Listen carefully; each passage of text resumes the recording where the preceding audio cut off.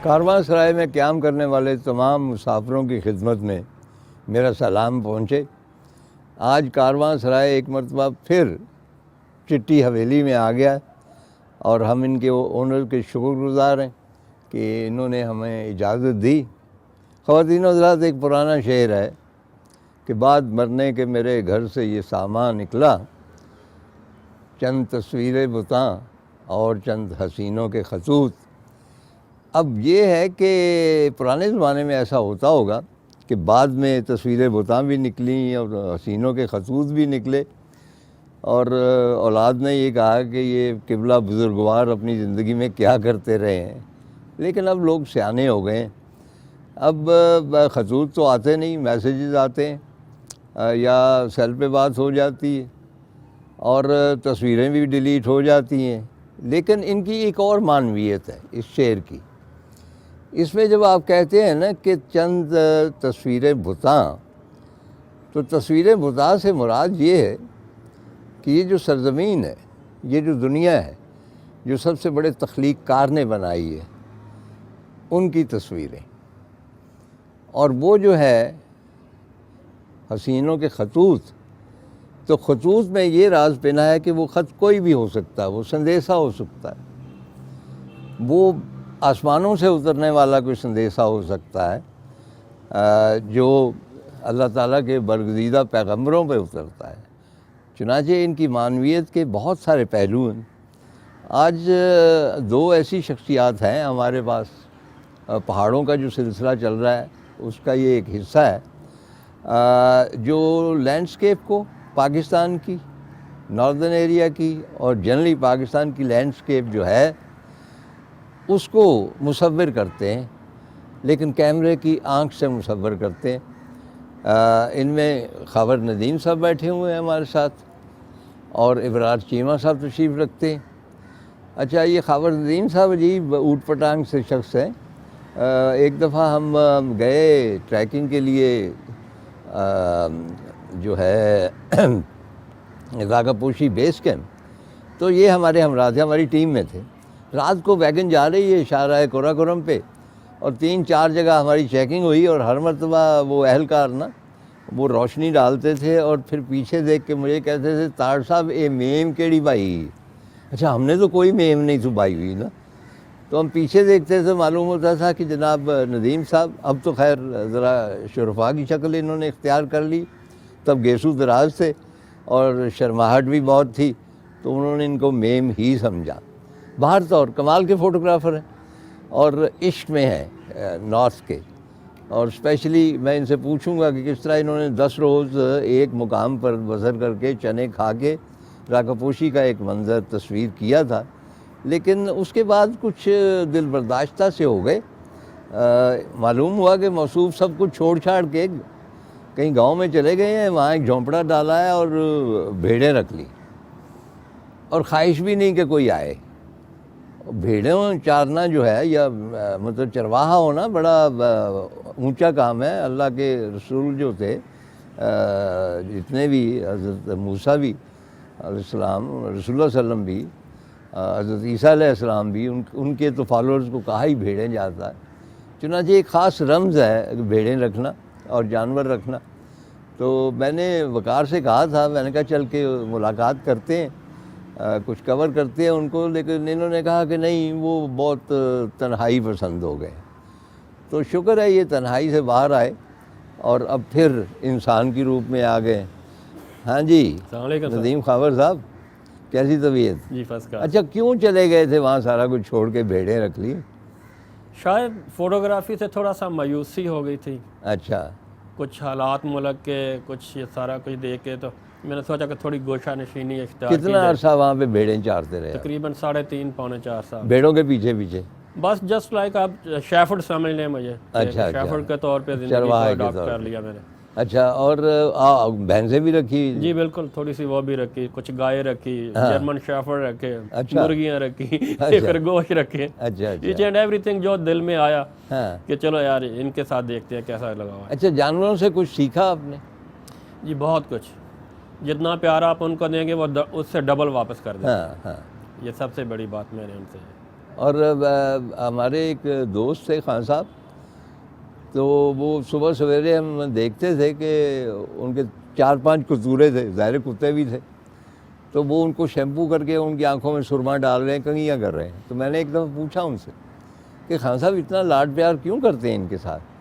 कहने लगे तार साहब मैं बहुत गरीब आदमी था और अब अल्लाह ताला का बहुत ज़्यादा फजल है, 4 कनाल की कोठी में रहता हूँ, तो मैंने ये देखा है कि जानवर की आँख एक ऐसी आँख थी कि जब मैं गरीब था उतनी ही मोहब्बत से देखती थी और अब मैं अमीर हूँ तब भी उतनी ही मोहब्बत से देखती। चुनांचे जानवरों ने आपको बहुत मोहब्बत की नज़र से देखा। बिल्कुल बिल्कुल। अच्छा, अब आप वापस आ गए हैं और वापस आके तो आपने काम शुरू कर दिया? जी अभी स्टार्ट ले रहा हूँ दोबारा। अच्छा, एक किताब मैंने कहीं देखी है सिंध के बारे में, हिंदुस्तान में छपी हुई है, नाम क्या है उसका? सिंधनामा जी। सिंधनामा। अच्छा, सिंधनामा का जो टाइटल है इसके ऊपर बड़ी खूबसूरत एक पुरपेच एक मतलब है कि तस्वीर है और मैं आई एम रियली अमेज्ड क्योंकि मैंने ये देखी नहीं है। तो ये कहाँ की तस्वीर है?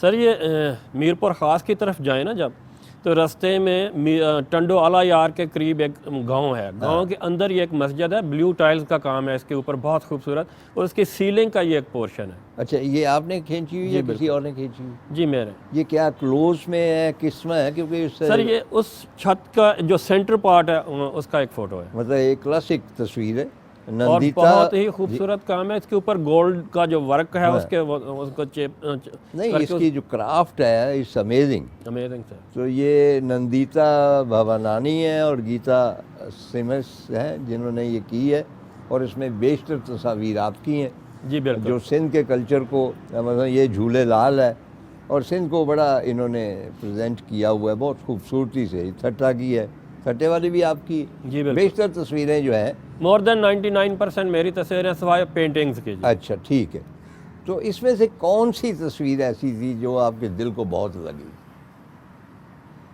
ये तो सारी तस्वीरें? सारी तस्वीरें, हर एक पे जान मारी है। 1.5 साल मैंने सारे वहाँ पे गुजारा। अच्छा, मैं खजल खारी जो आप करते हैं उसका तो मैं गवाह हूँ, सुना कि आप केटू के बेस कैंप में पड़े रहे थे बड़ा अरसा सिर्फ एक तस्वीर के लिए। बिल्कुल सर, मैं टूर पे गया था और मेरे जहन में था कि मैंने ये फ़ोटो लेके ही जाना, क्योंकि उससे पहले कुछ फ़ोटोग्राफर्स ने जो हमारे दोस्त भी थे हाँ। कोशिश की लेकिन नाकाम वापस आए थे, तो अच्छा फ़ोटो नहीं मिला। बल्कि अच्छा क्या, बादलों ने इतना कवर किया हुआ था उस एरिया को कि वापस आ गए थे नाकाम। तो मैं जब यहाँ से गया हूँ तो मैं ये सोच के गया था कि मैंने वापस उस वक्त आना है जब फ़ोटो ले लूँ। हाँ। तो मैं तकरीबन 2 माह का राशन लेके लाहौर से ही निकला था। क्या राशन था वहाँ पे? जाए को भूख वूख के लिए मिटाने के जी लिए? खाना वाना को तो सारा सिस्टम यहाँ से पैकिंग वैकिंग करके सारा कुछ लेके गए थे ताकि अकेले जितने रहे? दिन भी बैठना पड़े। अकेले रहे थे वहाँ? जी मैं अकेला था, डर साथ नहीं पोर्टर वगैरह थे, है। वर्कर थे जो भी पोर्टर मिलते हैं, लेकिन मुझे मिनिमम 11 दिन एक फ़ोटो के लिए एक पॉइंट पे अच्छा बैठना खबर, क्या ये ज़रूरी है कि एक फ़ोटो जो है वो परफेक्ट हो? सर कोशिश तो की जाती है ना। नहीं, मेरा मतलब है कि जो परफेक्शन है जब तक उसमें कोई थोड़ा सा नुक्स ना हो वो अट्रैक्टिव नहीं होती जी। मसलन मैं फरीदा खानम का हवाला दूंगा कि उनकी आंख में ज़रा सा वो था ऐसा ज़रा सी मुख्तलिफ थी, तो उनकी कशिश ही उसमें थी। इंडिया की बहुत सारी एक्ट्रेसेस हैं, तो परफेक्शन जो होती है उसमें एक ख़ास मोनाटनी होती, और केटू जो है वो मतलब है कि एक मोनाटनस पहाड़ इस तरह है कि बिल्कुल एक एहराम की तरह है। जी उसको आप किस तरह, वो कोई ट्रैंगो टावर्स की तरह नहीं है कि उसके मुख्तलिफ रूप हो। तो आपने उसका कौन सा रूप फोटोग्राफ किया? सर सबसे पहला जो मेन इशू वहाँ पे आता है, वहाँ पे वेदर। हाँ। मोस्टली वो कवर रहता है, बादलों में अच्छा, घिरा वो रहता है। टेक इट फॉर ग्रांटेड, वो तो होना ही है ना। जी आप केटू जाएंगे तो आपका क्या ख्याल है, वहाँ बाहर आई होगी? नहीं सर, मतलब कि मौसम साफ मिले, लाइट आपको मिले। साफ मिला तो आपको अपने पसंद की तस्वीर मिल गई शायद कह सकते हैं, लेकिन अभी भी नहीं। मैं नहीं सोचता कि मैं उसको मैंने परफेक्टली कवर तो किया। दोबारा कब जाना है? और दोबारा जाने का शौक़ है मुझे, आज भी कभी चांस मिला तो दोबारा जाऊँगा, क्योंकि इजी नहीं है इतना जाना वहाँ पे। हाँ। तो दिल में ख्वाहिश है कि शायद अब जाऊँ तो और बेहतर हो जाए, या उससे और बेहतर हो जाए।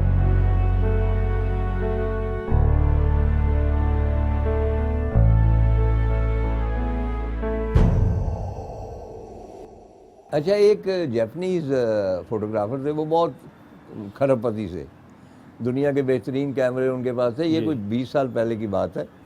तो उन्होंने केटू के ऊपर एक पूरी किताब शाया की जी थी। शीरो हाटा साहब उनका नाम है। क्या नाम था? शीरो हाटा। हाँ, मुझे नाम याद नहीं।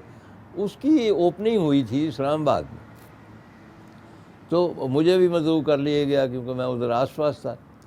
तो मैंने ज़ाहिर उसकी तौसीफ़ की, लेकिन उसकी जो परफेक्शन थी वो मुझे पसंद नहीं आई, क्योंकि हर चीज़ इतनी परफेक्ट थी कि उसमें जान नहीं थी। जिस तरह मरहूम शाहिद जैदी साहब मतलब एक क्लासिक जैदी फ़ोटोग्राफ़र तो क्लासिक हैसियत रखते हैं ना फ़ोटोग्राफ़ी में। मैंने उनके बल्कि वालिद साहब से पहला बेबी ब्राउनिंग कैमरा ख़रीदा था 22 रुपए का, जब मैं 6ठी 7वीं में था। तो जैदी साहब ने मेरी पोर्ट्रेट्स बनाई और काफ़ी उन्होंने मुझे तंग किया। मुझे आदत नहीं थी, हम ज़रा स्टार किस्म के बंदे थे कि 2-4 तस्वीरें 2 घंटे खपाते रहे। तो जब मैंने तस्वीरें देखी, मैंने कहा जैदी साहब ये तस्वीरें अच्छी भली हैं, इनमें क्या मसला है? तो उन्होंने एक लफ्ज़ कहा था, और वो एक फ़ोटोग्राफ़र ही कह सकता था। उसने कहा कि ये बोलती नहीं, तस्वीर को बोलना चाहिए। और ये भी एक कहावत है कि फ़ोटोग्राफ़ी बुनियादी तौर पे जो चीज़ें ख़ुद बोल नहीं सकती उनको बुलाने का, गुफ्तगू कराने का एक अंदाज़। जी बिल्कुल। तो आपने देवसाई को भी कवर किया काफ़ी? जी बिल्कुल, उस पर मेरी एक पूरी किताब है जो कि पाकिस्तान में शायद देवसाई पे पहली बुक है। अच्छा जी वो मैंने की है। अच्छा, आइंदा के क्या मंसूबे? हज़ारों ख्वाहिशें। नहीं, एक बता दें। सर नो डाउट दोबारा जाना चाहता हूँ। सबसे पहले तो कंकोडिया को कवर करना चाहता हूँ, अगर मौका मिला तो अपने एंगल से। जो अब लेटेस्ट टेक्नोलॉजी आ गई है उसको हाँ। साथ यूज़ करके कि अगर देवसाई को भी करना पड़ा तो माइट भी दोबारा उसको किया जाए, क्योंकि बहुत सारी चीज़ें चेंज हो गई। आज से 10 साल पहले जो टेक्नोलॉजी थी वो नहीं, वो टेक्नोलॉजी को छोड़े, आज से 10 साल या 20 साल पहले जो नॉर्थ था वो भी नहीं रहा। जी तो वो जो चेंज हुआ है उसके आप गवाह हैं। जी तो बिल्कुल। पहले क्या था, अब क्या? व्हाट डू यू थिंक कि ये पॉजिटिव चेंज है, नेगेटिव है, क्या है? या फ़ोटोग्राफ़ी के उस पर क्या असरात पड़ते हैं? सब चीज़ें वक्त के साथ चेंज तो होती हैं, उसके पॉजिटिव भी हैं, नेगेटिव भी हैं। हाँ। वक्त के साथ बदलाव तो आ रहा है, लेकिन यहाँ फ़ायदे भी हैं, नुकसान भी हैं। तो मैं चाहता हूँ कि अब वो बिफ़ोर एंड आफ्टर वाला जो सिलसिला उसको किया जाए, और जो आफ्टर वाला है उसका ज़रा मज़ीद बेहतर तरीके से अच्छा, आप जो लोकल है रंग, वो मैंने एक दफ़ा अपना वकार ने भी ये बात की थी कि जब आप जाते हैं पहाड़ों में तो बाज़ लोग सिर्फ पहाड़ों में इंटरेस्टेड होते हैं और बाज़ सिर्फ उसके कल्चर में इंटरेस्टेड होते हैं। तो इसमें मतलब कौन सी चीज़ ज़्यादा है, मैं पहाड़ को फ़ोटोग्राफ़ करना या वहाँ के जो रहने वाले हैं वो भी तो पहाड़ी है ना, उनके कल्चर को डिपिक्ट करना? सर कल्चर तो अपनी जगह है, कल्चर की खूबसूरती अपनी है। कल्चर कलरफुल है, कल्चर चेंज भी हो रहे हैं, लेकिन माउंटेन स्टैंड्स अलोन वो वैसे ही हैं आप लेकिन आप उनके मूड को चेंज कर सकते हैं, कभी सनलाइट के थ्रू, कभी बादलों के थ्रू, या आगे कोई कारवां गुजर रहा है, लोग गुजर रहे हैं, डिफरेंट एंगल डिफरेंट पर्सपेक्टिव से आप उसको कवर आपका कर सकते हैं। फेवरेट कौन सा इलाका है नॉर्थ में? सर अगर मैं कहूँ तो मुझे हुंजा बहुत पसंद आया। हुंजा ओवरऑल हुंजा कौन की से ब्यूटी। मौसम में? जी सर, कौन से मौसम में? मौसम तो उसके सारे अच्छे हैं, लेकिन स्पेशली ऑटम मुझे ज़्यादा ऑटम अच्छा लगा स्प्रिंग की बजाय, अच्छा क्योंकि ऑटम ज़्यादा कलरफुल है स्प्रिंग से भी ज़्यादा। ये एक वाहिद इलाका ऐसा है पाकिस्तान में जहाँ की ख़ज़ां ज़्यादा खूबसूरत है। हाँ, वाह। वो मैं भी इसकी गवाही दूंगा क्योंकि मैं भी मौसम ख़ज़ां में हूँ और मुझे भी हर चीज़ बहुत खूबसूरत लगती है। बहुत तो कलरफुल। आपके पहलू में भी एक बड़े बाकमाल फ़ोटोग्राफ़र बैठे हुए चीमा साहब, इब्राहिम चीमा साहब। आपने अपने मतलब हम पेशा की कुछ गुफ्तगू सुनी, तो मेरी ख्वाहिश है कि आप भी हमें अपने बारे में बताएं कि आपके फेवरेट सब्जेक्ट्स कौन कौन से हैं। और एक नेशनल ज्योग्राफिक में एक तस्वीर थी आपकी खींची हुई, जिसमें जब वो गंदम की होती है, थ्रेशर लगता है जी तो वो उड़ती है, उसका भूसा उड़ता है, जी तो उसके दरमियान में से ली गई तस्वीर थी एक खातून की, जी वो बड़ी क्लासिक। तो उस किस्म की और भी तस्वीरें आपने खींची हो? जी असल में मुझे ज़्यादा जो फैसिनेट करता है वो कल्चर ही करता है, क्योंकि एक देहाती बैकग्राउंड है और बेशक मैं शहर में पला बड़ा हूँ, लेकिन जो 3 माह की छुट्टियाँ होती थी वो गांव में ही गुजारता था। हाँ, और वो जो गांव मेरे अंदर रच बस गया, वाह। वो तकरीबन 30-35 साल 40 साल लाहौर में रहते हुए भी वो नहीं निकल सका। तो मैं लौट के फिर वहीं वापस जाता हूँ, मेरी जो सेटिस्फेक्शन होती है वहीं पे अच्छा, होती है। ज़्यादातर आपकी जो है फोटोग्राफी वो गांव की है, पंजाब की? आप इसको रूरल कह सकते हैं। हाँ। अगर मैं नॉर्दर्न एरियाज़ में भी जाऊंगा तो मुझे वो कल्चरल एक्टिविटीज़ ही पसंद आएंगी, वो ज़्यादा करेंगे आप? वो ज़्यादा करता हूँ ओके। जी। अगर मैं कैलाश में गया तो पोर्ट्रेट्स मैंने कम खींचे, उनकी जो एक्टिविटीज़ थी वो फील्ड्स में काम कर रहे थे, घरों में फिर रहे थे, जो अच्छा, भी। कैलाश में इतनी ज़्यादा फोटोग्राफी हुई है जी कि वो मोनोटोनस हो गई। जी। अब वहाँ पे कोई नया एंगल ढूंढना बड़े मतलब मुश्किल काम। मैंने अवॉइड किया कि वहाँ पे ख़वातीन की तस्वीरें लोग खींचते थे, लेकिन मैंने देखा कि बच्चों की एक्टिविटी बड़ी ज़बरदस्त थी, बड़ी खूबसूरत थी। कपड़े तो वही बच्चियों ने पहने हुए थे और बच्चे भी थे, तो मैंने बच्चों के ऊपर ज़्यादा काम किया ताकि वो जो आपने लफ्ज़ बोला है मोनोटोनस का, वो ख़त्म हो जाए और लोगों को ये कोई नई चीज़ देखने को मिले। हाँ। इसके अलावा और वो खेतों में काम कर रहे थे और रोज़मर्रा उनकी जो भी अच्छा, ज़िंदगी थी। कौन सी आपकी फेवरेट तस्वीरें होती हैं ना, हमें पूछता है कोई कि भाई आपकी फेवरेट किताब कौन सी, हम यूजुअली कहते हैं कि सारे बच्चे एक जैसे होते हैं, हालांकि सारे बच्चे एक जैसे नहीं होते। जी एक दो बच्चे ऐसे होते हैं जिनके ऊपर ज़्यादा आपको मतलब है कि आप करम करते हैं या मोहब्बत करते हैं। ओवरऑल फोटोग्राफी में अगर मैं बात करूं तो ये जो अभी आगे मौसम आएगा जिसमें ये मुंजी जिसको कहते हैं, पैडी भी कहते हैं, जी। इसको सुखाते हैं, फिर शाम को इसको इकट्ठा करते हैं, दोबारा इसको पैक करते हैं बोरियों के अंदर, तो एक धूल सी उड़ती है और एक आइसोलेशन सी हो जाती है। उसमें जो सब्जेक्ट है वो बड़ा प्रोमिनेंट होता है और वो उनकी जो एक्टिविटी है बड़ी रोमांटिक सी हो जाती है। और उसमें एक मेरे लिए थोड़ा सा एक दुख का पहलू भी है कि उनसे मैं पूछता था कि आपको दिहाड़ी क्या मिलती है, तो वो जितनी बताते थे मैं सोचता था कि ये जो पैडी ये पैक कर रहे हैं ये खुद खा भी नहीं सकते। और एक वो फिर मेरा उसका सब्जेक्ट वो था इनहेलिंग डस्ट फॉर अस, वो मेरी फेवरेट फोटोग्राफी है। अच्छा, वैसे भी क्योंकि वो जो भूसा उड़ता है वो सुनहरी रंग का होता है, जी तो वो फोटोग्राफी में वो बहुत खूबसूरत लगता है। जी बिल्कुल। वो एक येलो सी उस वक्त लाइट भी एक आजकल जो आगे आने वाली है, हाँ। फरवरी में जो लाइट आएगी वो भी गोल्डन सी होगी, बड़ी प्यारी सी।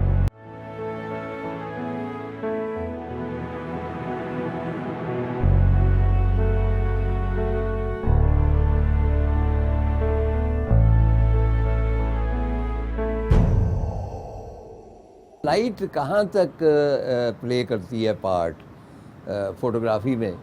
अब जबकि इतने एडवांस कैमरे आ चुके हैं कि तकरीबन मतलब है कि मुझे याद है कि पहले ज़माने में वो पूरे मीटर होते थे, उनसे हम देखते थे, फिर वो फोकस करते थे, फिर फिल्म का वो देखते थे कितना उसका है, और उसके बाद जाके एक तस्वीर खींचते थे। अब वो इतनी ऑटोमेटिक चीज़ें आ गई हैं कि आपने बटन खींचा और तस्वीर खींच गई।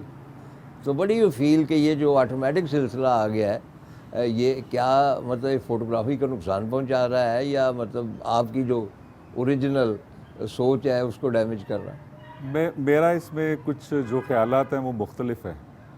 मैं फ़ोटोग्राफ़ी को एज ए आर्ट समझता हूँ क्योंकि मेरा बैकग्राउंड भी आर्ट से है। हाँ, आपने बताया था कि आप मुसव्विर हुआ करते थे। जी मुसव्विर तो मैं हूँ, लेकिन मेरे हाथ से ब्रश निकल गया और कैमरा आ गया। अच्छा, क्या मुसव्वरी क्या करते थे आप? मैं पेंटिंग करता था जिसमें भी कंपोजिशन, वो लोग कुछ काम कर रहे हैं और वो भी उसमें भी नहीं, मतलब स्टिल लाइफ करते थे, पोर्ट्रेट स्टिल लाइफ नहीं करता था, लैंडस्केप करते थे? कंपोजिशन का लफ्ज़ जब हम बोलते हैं पेंटिंग में तो कुछ लोगों की आपस में एक्टिविटी, कुछ इस तरह के जो इंटरेक्शन है, हाँ, वो कौन सी होती? वो उस वक़्त भी मेरा जो मौजू था वो भी कुछ देहात होते थे और इसी तरह की एक्टिविटीज़ होती थी। जैसे मैं फ़ोटोग्राफी करता हूँ इसी तरह की मेरी पेंटिंग भी हुआ करती थी। अच्छा, यानी आप पेंटिंग से आए हैं फोटोग्राफी की तरफ? जी, मैं पेंटिंग से आया। यू फील कि दिस इज़ मोर एक्सप्रेसिव? जी, मेरा एक्सप्रेशन, क्योंकि मैंने जब पढ़ा कि art is expression, experiences of the artist, तो मेरे दिमाग में आया कि एक पेंटिंग मैं शुरू करता हूँ तो उस वक़्त मेरा एक्सप्रेशन तो भरपूर था, यानी पहला 1 घंटा तो मैं एंजॉय कर रहा हूँ, जो मेरे दिल में बात है उसको मैं कहना चाहता हूँ। लेकिन अगले दिन जब मैं कैनवस पे दोबारा जाता हूँ तो हालात व वाक़यात मेरे अंदर के बदल चुके हुए हैं। और 15 दिन के बाद, 1 महीने बाद वो पेंटिंग ख़त्म होती थी तो उसको मैं ज़बरदस्ती ख़त्म कर रहा होता था। तो जिस वक्त मैंने कैमरा, यानी आपके अंदर वो डिसिप्लिन नहीं था, ठहराव नहीं था जो पेंटिंग के लिए दरकार है? शायद ऐसे कह लें कि जो मैं समझता हूँ कि डिसिप्लिन और वो एक थोड़ी सी वो एक अलग बात हो जाएगी। मैं कुछ कहना चाहता था, जो वो मैं कहना चाहता था वो हालातों वाक़यात, तो अगर इस वक्त मैं कुछ कहना तो चाहता आप हूँ समझते हैं कि वो फोटोग्राफी में ज़्यादा उसका इजहार हो सकता?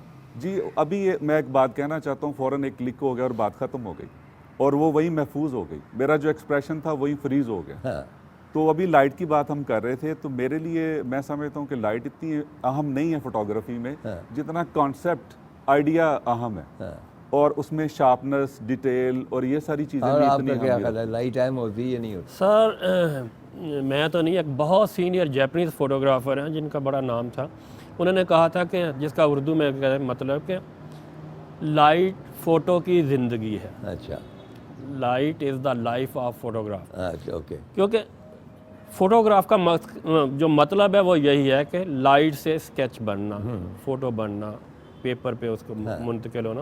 इसलिए लाइट की अहमियत को तो नहीं हम नज़रअंदाज कर सकते, लेकिन फिर उसके बाद लाइट की बेशुमार ग्रेड्स हैं। आप किस तरह इसको यूज़ करते हैं, लाइट का रंग क्या है, लाइट की ट्रांजिशन क्या है, किस तरह उनका आप उसको फॉलो करते हैं। तो ये एक आप बड़ी कोई अपना एक्सपीरियंस बताए ना कि कहीं नॉर्थ में आप बैठे हुए हैं और आप लाइट के चेंज होने का इंतज़ार कर रहे हैं, आपके जो है हस्ब तवक्को या जो आपने ज़हन में प्लान कर रखा है उस किस्म की लाइट आपको मिले। बिल्कुल कहाँ कहाँ का ऐसा हुआ? सर बेशुमार दफ़ा हुआ है, देखा भी है। चंद एक बताएं। सर आपने शिरो हाटा की बुक का तज़किरा किया, उसके अंदर एक G4 की फ़ोटो है। अच्छा, उस फ़ोटो को देखने के लिए मैं कितने दिन इंतज़ार में रहा कि शायद वो लाइट मिले, लेकिन नहीं मिली। ये हर एक के मुकद्दर में भी नहीं होता। लाइट सम टाइम सडनली मिलती है और सडनली गायब हो जाती है, जिस तरह पंजाबी में कहते हैं ना, चमाका होया और गई। उसको क्या अगर आपने कैप्चर कर लिया तो वाह वाह हो गई, ना कर सके तो फिर ऑर्डनरी हो गई। तो लाइट का रोल मैं समझता हूँ कि इग्नोर नहीं किया जा सकता फोटोग्राफ में। जी, मैं ज़ाहिर है बिल्कुल अंधेरे की बात तो नहीं हो रही, थोड़ी बहुत लाइट भी तो लाइट ही कहलाएगी, अगर वो मून लाइट है तो भी लाइट है। लेकिन जो डे लाइट या बिल्कुल शार्प लाइट, वो मेरा सब्जेक्ट नहीं है। अच्छा, मेरा सब्जेक्ट है, मेरे दिमाग में एक कॉन्सेप्ट है, एक आइडिया है जिसके ऊपर मैं काम करता हूँ, और उस मैं डिपेंडेंट नहीं हूँ कि वो कितनी लाइट होनी चाहिए, बल्कि मैं बाज़ औक़ात तो ऐसी चीज़ें होती हैं कि जो मैं, जैसे आजकल ये धुंध का मौसम है तो सूरज है ही नहीं है, तो मुझे वो ज़्यादा फैसिनेट करता है कि जिसमें मैं समझता हूँ कि मेरा सब्जेक्ट आइसोलेट हो जाए, बहुत सारी चीज़ें उसके अंदर ना हो, एक फ्रेम के अंदर बेतहाशा चीज़ें। सब्जेक्ट की बात भी करें ना, सब्जेक्ट से मुराद क्या सब्जेक्ट होगा? फेस होगा, माउंटेन होगी, खेत होगा, क्या होगा? मेरा सब्जेक्ट तो वैसे इंसान है। मेरा सब्जेक्ट जो है ना वो पहाड़ नहीं है। अगर पहाड़ भी खींचूंगा तो उसके साथ कोई ना कोई इंसान की इंटरेक्शन होगी। तो मैं वही समझता हूँ कि वो उस वक्त जो भी सामने मेरे कोई एक्टिविटी है, कुछ इस तरह की चीज़ें हैं और जो इंसान ही कर रहे हैं। अगर आप मुझे लेके जाएंगे K2 पे, नदीम साहब के साथ जाऊंगा तो मैं हो सकता है पोर्टर्स की तस्वीरें खींचूं या इनकी खींचूं, या वहाँ पे वो जो उनकी मुश्किलात हैं, जो इनकी खुशियाँ हैं, जो इनकी तकलीफ़ें हैं, मेरी फ़ोटोग्राफी वो होगी, इंक्लूडिंग बैकग्राउंड में K2 हो सकता है, लेकिन अकेला K2 हो सकता है मुझे वो। मतलब आप ओवरऑल जो लैंडस्केप है, चाहे वो K2 की है, कंकोडिया की है या स्नो लेक वटेवर जी, उसको बैकग्राउंड में रख के वहाँ पे जो बाशिंदे हैं जी, उनकी जो ज़िंदगी है, उनकी ज़ुबो हाली है, उसको डिपिक्ट करना ज़्यादा पसंद करते? जी बिल्कुल, जी बिल्कुल। अच्छा, आपने भी कुछ ऐसा किया? जी बिल्कुल, सम टाइम होता है जब आप समझते हैं कि सब्जेक्ट से ज़्यादा ऑब्जेक्ट जो है उसको लेना, वो इम्पोर्टेंट हो गया। जी हाँ। लेकिन फॉर एग्जांपल अगर हम K2 में जाते हैं, जैसे कि इन्होंने कहा है, तो वहाँ जो पोर्टर्स हैं उनकी एक्टिविटीज़ को भी तो हमें दिखाना है। हमें दिखाना है कि वहाँ पे लोग क्या कर रहे हैं, ज़िंदगी क्या है। तो इससे दो चीज़ें होती हैं, एक तो हमारा जो K2 का या जो भी सब्जेक्ट है वो भी डोमिनेट कर रहा होता है, साथ नीचे एक फीलिंग आ रही होती है जिसको देख के लोग महसूस करते हैं कि यार कितनी टफ लाइफ है यहाँ पर, या लोग इंजॉय कर रहे हैं। तो हम ये मैसेज लोगों को दें कि यहाँ पे रहने वाले सिर्फ टफ लाइफ नहीं है, एक इंजॉयमेंट भी है, वो गाने भी गाते हैं, वो डफली भी बजाते हैं। तो ये सारी चीज़ें, ये तो आपकी स्टोरी है, आप किस तरह नरेट कर रहे हैं, एक स्टोरी को आगे ले जा रहे हैं। ये इन्होंने एक लफ्ज़ बोला स्टोरी, जी, इन्होंने एक लफ्ज़ बोला स्टोरी।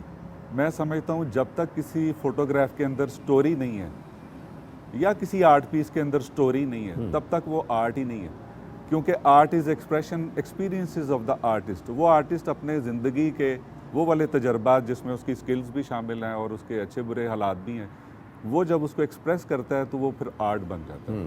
तो अगर आप वो, जैसे अभी आपने कहा कि वो जैदी साहब ने कहा कि ये तस्वीर बोल नहीं रही, वो चाह रहे थे कि मुस्तनसर हुसैन तारड़, मुझे इसमें इनका जो एक्सप्रेशन है, शख्सियत का जो एक, वो जो फील करते हैं कि आप क्या हैं, जब तक उन्हें नहीं मिला तब तक वो तस्वीर खींचते रहे।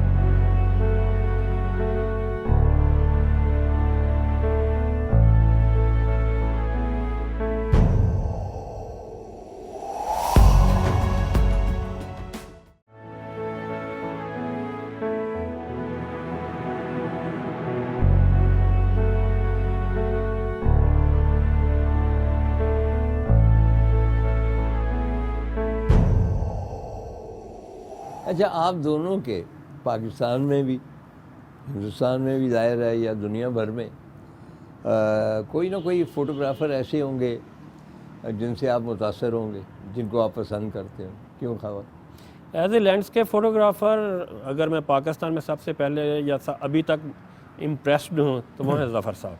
ज़फ़र साहब, जी बिल्कुल, इंशाल्लाह ज़फ़र साहब को भी हम दावत देंगे। ज़रूर सर। अच्छा, वो उनसे पाएंगे। आप मुतासर हुए? सर उनका जो फ़ोटो लेने का स्टाइल था और जिस तरीके से वो लाइट को कैप्चर करते थे, जब मैंने बिल्कुल इनिशियल दौर में था तो उस वक्त ज़फ़र साहब के कुछ कैलेंडर फ्यूजी कंपनी प्रिंट किया करती थी, तो मेरा सबसे पहला जो वास्ता पड़ा था उनका, वो एक कैलेंडर का जब मैंने फ़ोटो देखा, फिर उनका नाम देखा, तो मैं एक रूहानी तौर पे उनको उस्ताद जो होता है ना वो एक्सेप्ट किया था।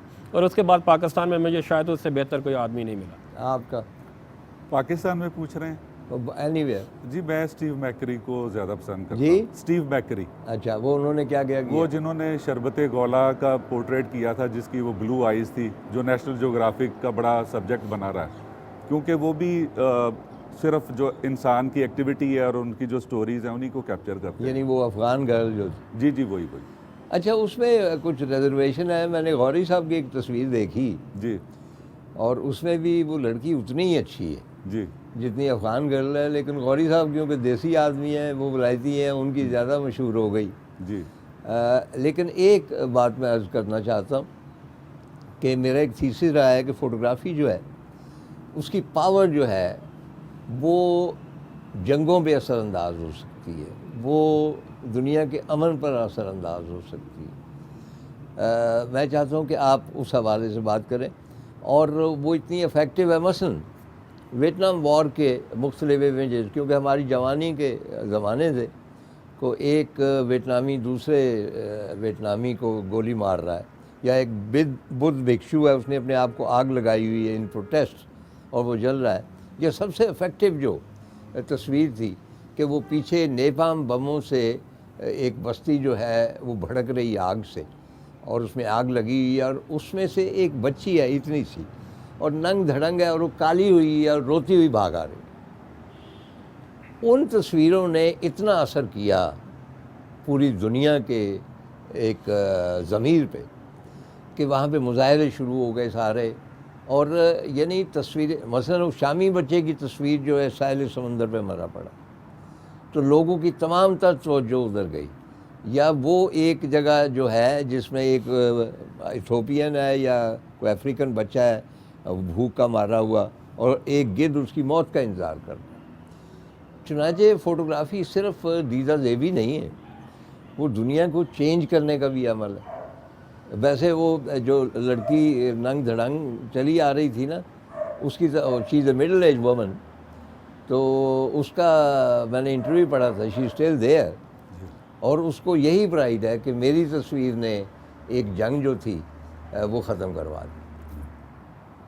जी, मैं इसमें ये कहना चाहूँगा कि मैंने पेंटिंग छोड़ी इस वजह से थी कि मैं ये समझ रहा था कि आज वो ज़माना नहीं रहा कि एक पेंटिंग को देखने के बाद, हाँ। जैसे डाडाइज़म चला तो यही जो बातें आप कर रहे हैं, तो ये सारा कुछ इसी तरह से पेंटर्स ने किया, आर्टिस्टों ने किया, स्कल्प्टर्स ने किया, सब ने किया। ये जो भी अपना एहतजाज रिकॉर्ड करवाना चाहते तो थे, आप इधर आ गए। तो वो मुझे लगा कि आज पेंटिंग का वो ज़माना रहा नहीं। आज सोशल मीडिया है, इलेक्ट्रॉनिक मीडिया, बहुत सारी और चीज़ें आ गई। अच्छा, ये क्या है कि बहुत सारे हमारे दोस्त जो हैं फ़ोटोग्राफ़र, वो इन्हिसार कर जाते हैं सोशल मीडिया, वो तवज्जो नहीं करते कि अपना कोई मजमूआ भी छपवाएं या लोगों तक पहुँचें या आम नुमाइशें करें। तो ये भी तो एक नेगेटिव एटीट्यूड है ना, जी, क्योंकि बिल्कुल, सोशल मैं agree मीडिया इज करता जस्ट टेम्परेरी। मैं एग्री करता हूँ, लेकिन आपको एक जो क्विकली जो एक इंट्रोडक्शन मिल जाता है आज के ज़माने में, क्योंकि सारी दुनिया जो है नहीं नहीं, social I am not against it, जी मैं सिर्फ ये कह रहा हूँ कि टोटल इंसार कर जाना उसके ऊपर। नहीं, बिल्कुल नहीं करना चाहिए। मैं समझता हूँ कि जो एग्जीबिशन पे जो आपके पास लोग आते हैं, जो आपके आर्ट को सराहते हैं, हाँ। एक जो प्रिंटेड और फ्रेम्ड फोटोग्राफ या आर्ट पीस है, वो सोशल मीडिया पे वो उस तरीके से उसकी प्रेजेंटेशन है ही नहीं। एग्जीबिशन मोस्ट इम्पॉर्टेंट है, बल्कि मेरे जो दोस्त हैं जो फोटोग्राफर हैं ख़ास तौर पे, तो मैं क्योंकि पेंटिंग की बैकग्राउंड से, आर्ट की बैकग्राउंड से हूँ, तो हमारा तो इन्हिसार होता ही एग्जीबिशंस पे है। तो मैं इंसिस्ट करता हूँ कि आपको हर साल नहीं तो अच्छा, कम से क्योंकि कम- सोशल मीडिया पे मैंने देखा है कि कोई साहब ने ऐसे ही नलके की तस्वीर लगा दी, या मतलब एक कमोड की तस्वीर ला गई, को 500 लाइक्स आ गए उससे। तो लोग बैठे हुए हैं वेले, बिल्कुल उन्हें कोई काम नहीं, आप कोई ट्रैश वहाँ लगा दें, लो जी 50,000 लाइक्स आ गए, बड़े नहीं दबाना। सो आई फील कि सोशल मीडिया जहाँ पॉलिटिकली बहुत इफेक्टिव है, आप जानते ही हैं, बहुत इफेक्टिव है, लेकिन ओवरऑल जो सीरियस क्रिएटिव काम है उसके लिए सोशल मीडिया पे जो लाइकिंग आती है उसके ऊपर आप डिपेंड नहीं कर सकते, जी क्योंकि जो लोग लाइक कर रहे हैं वो स्पेशलिस्ट नहीं है, वो उसमें इंटरेस्टेड नहीं है, दे आर इंटरेस्ट, उनको एक मेंढक दिखा दिया जाए उसको भी वो लाइक कर लेंगे, वो फन गो की स्टारी लाइट दिखा दे उसको भी लाइक कर लेंगे। चुनाचे जब तक आप लोगों तक नहीं पहुंचते। बहरहाल, तो आपके अब मंसूबे क्या हैं, आइंदा आप क्या करना चाहते हैं? फोटोग्राफी वापस सर, जाना चाहते हैं भेड़ों के पास? वहाँ पे मैंने कुछ एडजस्टमेंट्स किए हैं जी, कुछ लोगों को वहाँ पे डिप्यूट किया कि आप ये काम करें, मैं वहाँ जाके दोबारा वो काम करता हूँ। हाँ, तो अब जिम्मेदारी जो उन पे आ गई, नहीं, तो अब मैं इधर क्या आगे कर रहे कुछ हैं? करना चाह, फोटोग्राफी को दोबारा शुरू कर रहा हूँ, कौन कर रहा हूँ और करूँगा कोई मजीद। खास कॉन्सेप्ट हो? अभी एक रिसेंट बुक पे मैं काम कर रहा हूँ, माइट भी इस साल वो प्रिंटिंग में चली जाए। अच्छा, क्या है? तो सर कल्चर और हेरिटेज पे है, अच्छा, उस पर काम शुरू किया है। उसके साथ साथ फिर ये कमर्शियल काम जो भी हैं, हाँ, वो जिनसे तो कोई खैर ब्रेड एंड जिंदगी बटर के चल लिए। सके, वो भी कर रहा अच्छा हूँ। जीवा साहब, आपके जहन में? जी, मैं तो कंटिन्यूसली जो भी मेरे जहन में कुछ आते हैं आइडियाज़, उसके ऊपर काम करता रहता हूँ। और अभी मेरी एग्जीबिशन भी आ रही है इंशाल्लाह ताला अज़ीज़, अप्रैल की किसी डेट में एग्जीबिशन होगी। और नहीं, किताबी सूरत में क्या? किताबी सूरत में भी मैंने काम शुरू कर क्या दिया। है वो भी एक कल्चर के ऊपर ही होगी। अच्छा, उसका कोई नाम सोचा आपने? नहीं, अभी मैंने नाम नहीं सोचा, लेकिन उसके ऊपर काम कर रहा हूँ। बहुत सारा काम इकट्ठा होगा। वैसे फिर अक्सर देखेंगे। ये होता है कि बच्चा पैदा होने से पहले लोग जो ना बच्चे का नाम रख लेते लेकिन बाहर तो it was a player meeting both of you. Thank you very much. और आप लोग हैं जो मतलब है कि ये जो अल्लाह ताला के जाहो जलाल है और उसकी बनाई हुई दुनिया है, उसको डिपिक्ट करते हैं, उसको इलस्ट्रेट करते हैं, उसको लोगों तक लाते हैं। और ये ना सिर्फ सवाब का काम है बल्कि तख्लीकी तौर पे भी एक बहुत ही सेटिस्फाइंग अमल। अच्छा नदीम, खबर आपके बारे में बड़ी मतलब मशकूक से आदमी ना, और मखदूस सी इतलात मिलती रहती हैं। हमें ये इतला मिली कि एक ज़माने में आप जोसा ही गए और रीछों के पीछे भागते रहे, पता नहीं तस्वीरें खींचने के लिए, वो क्या सिलसिला क्या था? बेसिकली सर, जब मैं फर्स्ट टाइम देवसाई गया हूँ ना, तो बहुत फैसिनेशन होती है एक जगह पे जाके। फिर देवसाई तो आपको पता ही है, जगह ही ऐसी है। तो वहाँ से हमें पता चला कि इस एरिया में कुछ रीछ पाए जाते हैं। तो हमने वहाँ से एक गाइड लिया और उसके साथ 2-3 दिन घूमते रहे, लेकिन हमें रीछ नज़र नहीं आया। तो टाइम पे वापस आना था, खैर वापस आ गए। अगले साल फिर सोचा कि हमने इस मिशन पे जाना है। फिर अगले साल गया, मैंने बड़ी स्ट्रगल की उस साल भी, लेकिन मुझे रीछ का कोई अच्छा फ़ोटो नहीं मिला। नहीं, कब आपकी रीछ से पहली मुलाकात हुई? रीछ से मुलाकात मेरी 2009 में हुई है। अच्छा, फिर रीछ ने क्या कहा आपको? उसने कहा एक और रीच आ गया, मैं जा रहा हूँ, दौड़ गया। अच्छा फोटो नहीं मिला। तो फिर वापस आके एक प्लानिंग की कि इस इलाके पे एक बुक की जाए। तो उस सिलसिले में हम दोस्तों ने बैठ के सारी प्लानिंग की, उन्होंने अप्रिशिएट किया कि हाँ तुम्हें यह काम करना चाहिए।